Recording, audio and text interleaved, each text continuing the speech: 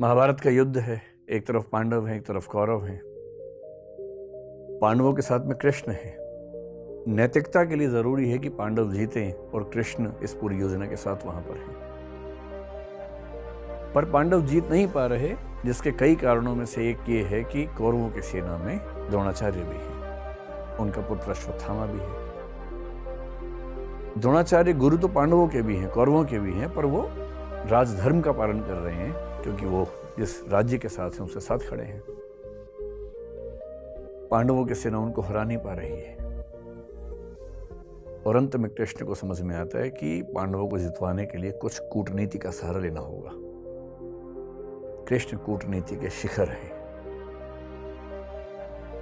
वो युधिष्ठिर से एक बात कहते हैं, पर युधिष्ठिर तैयार नहीं है एक गलत बात कहने के लिए। और अंत में कृष्ण अपनी पूरी कूटनीतिक ताकत का इस्तेमाल करके सिचुएशंस बनाते हैं। एक हाथी अश्वत्थामा नाम का, उसकी हत्या होती है। बात फैलाई जाती है कि अश्वत्थामा मारा गया। अश्वत्थामा द्रोणाचार्य के पुत्र का नाम भी है और द्रोणाचार्य अचानक हताश होने लगते हैं।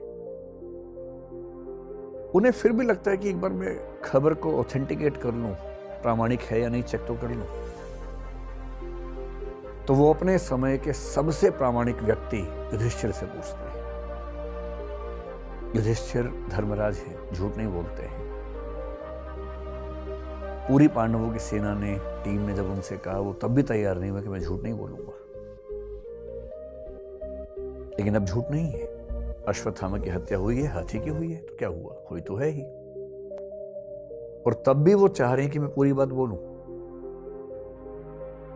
द्रोणाचार्य ने पूछा, क्या अश्वत्थामा मारा गया? युधिष्ठिर कह रहे हैं, अश्वत्थामा हतो नरो वा कुंजरो वा। अश्वत्थामा मारा गया, आदमी था या हाथी था। लेकिन जैसे ही नरो वा कुंजरो वा कह रहे हैं, ठीक उसी क्षण में बहुत तेज शंख बजता है कृष्ण का, और उस शंख की आवाज में द्रोणाचार्य सुन नहीं पाते कोई बात। और क्योंकि वो सुनते हैं सिर्फ इतना कि अश्वत्थामा मारा गया, वो हताश हो जाते हैं, हथियार छोड़ देते हैं, युद्ध भूमि में जमीन पर टिक के बैठ जाते हैं। और इसी क्षण का फायदा उठा के धृष्टद्युम्न उनकी हत्या कर देता है। मैं सोचता हूं कई बार कि द्रोणाचार्य इतने योग्य व्यक्ति थे, यदि मिस इन्फॉर्मेशन से या मैनिपुलेटिव इंफॉर्मेशन से उनको भी एक गलत तथ्य के प्रति आश्वस्त किया जा सकता था, तो आज के दौर में जब हर तरफ सोशल मीडिया के हमले हैं, कैसे कोई व्यक्ति सही फैसले करे?